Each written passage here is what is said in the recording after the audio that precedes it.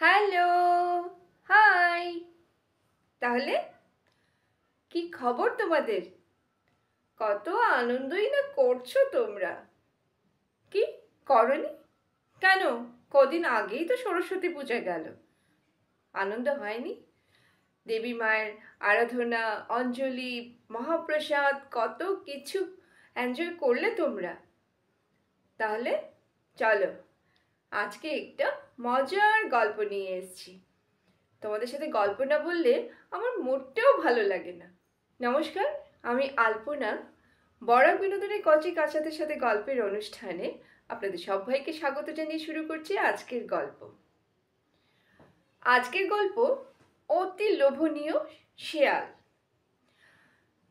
কোনো এক বনে একদিন একটা বেদ বেরিয়েছিল শিকারের খোঁজে।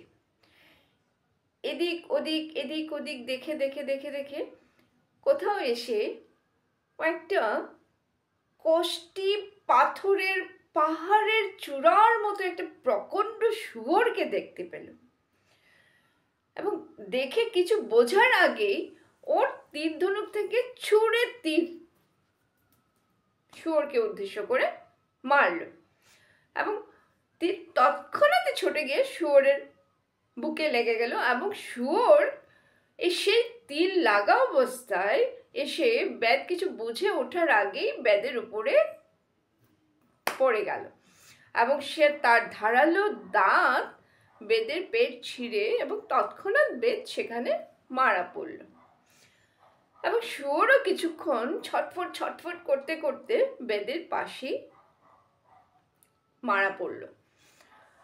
এদিকে একটি শেয়াল, ক্ষুধার্ত শেয়াল, খাবারের খোঁজে বেরিয়েছিল এবং অনেক জায়গা ঘুরে ঘুরে এসে সে ওইখানটায় যখন এলো দেখলো একটি মানুষ ও একটি শুয়োর মরে পড়ে আছে এবং দেখে সে যে কি আনন্দে লাফিয়ে উঠলো না, মানে খুশিতে একদম টকবক আনন্দে ধেই ধেই করে নেচে উঠলো। কারণ এত খাবার মানে একসাথে ও কখনো দেখেনি। 1 নম্বর, 2 নম্বর, এই খাওয়ার মানে কয়েকদিন ওর এই খাবার চলে যাবে আর কয়েকদিনের জন্য ওর খাবার নিয়ে কোনো ভাবনাই করতে হবে না।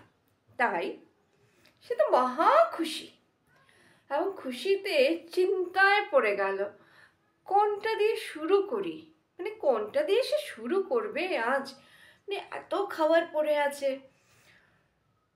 চারিদিক দেখে দেখে ভাবনা চিন্তা করতে করতে হঠাৎ তার চোখ পড়ল তীরের ধনুকের চিলার আগার মধ্যে স্নায়ুর দড়ি জড়িয়ে আছে এবং সেটা দেখে সে আনন্দে লাফিয়ে উঠে বলল, এই তো পাওয়া গেছে, এটা দিয়েই আজকে আমি আমার ভোজটা সারবো এবং বড় দুটোর একটাকে কাল খাওয়া যাবে।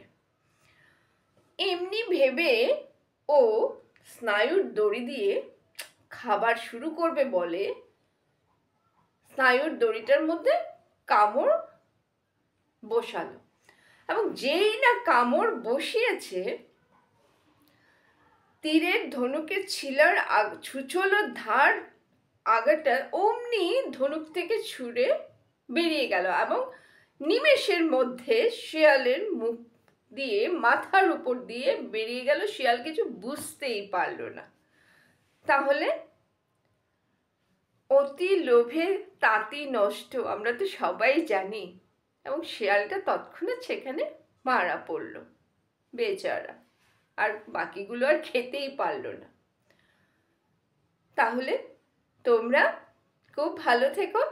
আজকের এই গল্পটাই ছিল তোমাদের সাথে আমার বলার।